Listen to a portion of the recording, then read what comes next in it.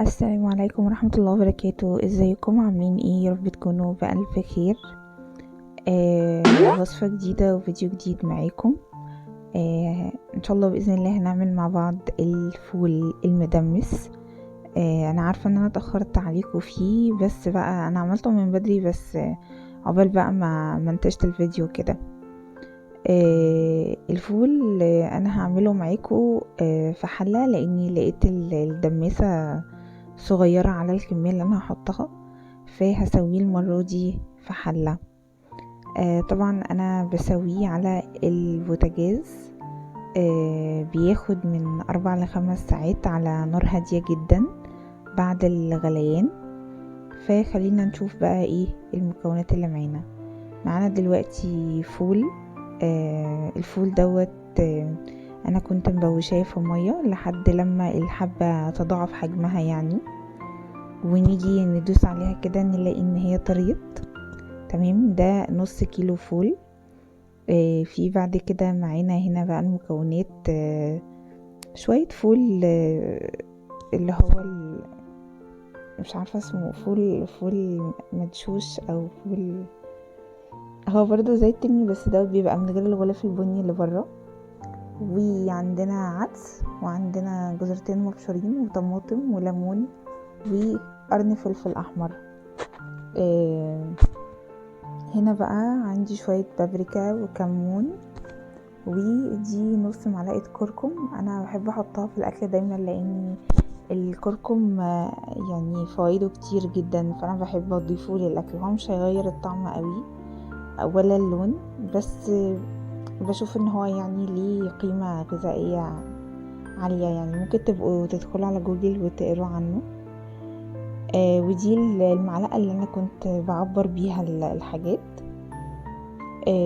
في بقى اضافة تانية انا شفتها وحابة ان انا اجربها المرة دي، بتخلي لون الفول فاتح، لونه محمر يعني. هي ان احنا نحط معلقتين صلصة على معلقة نشا، ونقلبهم في مية ونسقي بيه بقى الفول اثناء السوا. ففي حد عمل الطريقة دي، فلقيت ان بصراحة الفول بيطلع يعني لونه احمر وفاتح كده وشكله حلو يعني. دلوقتي بقى مفترض ان احنا هنحط المكونات على بعض. هنضيف الاول الفول، بعدين هنحط الطماطمية. انا الطماطم ما بنحبهاش تبقى موجودة في البتاع يعني متنسلة كده، فبنحطها سليمة وبعدين بنشيلها. دلوقتي حطينا الجزر والفول اللي هو المدشوش ده والمكسر والعدس وقرن الفلفل الاحمر. قرن الفلفل الاحمر على فكرة يا جماعة اختياري، يعني ده مش حاجة اللي حابب يعني. والتوابل بابريكا وكمون وكركم. طبعا في ناس بتضيف ملح وفي ناس لا. انا بصراحة ما ضفتش، لان الملح بيقلل السوى او يعني بيبطئ السوى. دلوقتي بقى هنحط المية المغلية، والصحة بتكون مغلية يعني عشان خاطر يعني تنجز معانا، وقد معلقة خل كده. دي بقى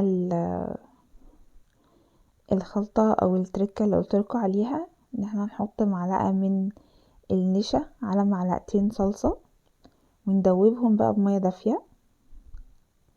وبعدين اثناء ما هو الفول بيغلي في نص السوا تقريبا هنضيفهم، يعني لان طبعا زي ما احنا عارفين ان الفول واحنا موطين عليه بنبص عليه من كل ساعة والتانية كده، وكل ما نلاقي المية ابتدت تتشرب بنزود له مية.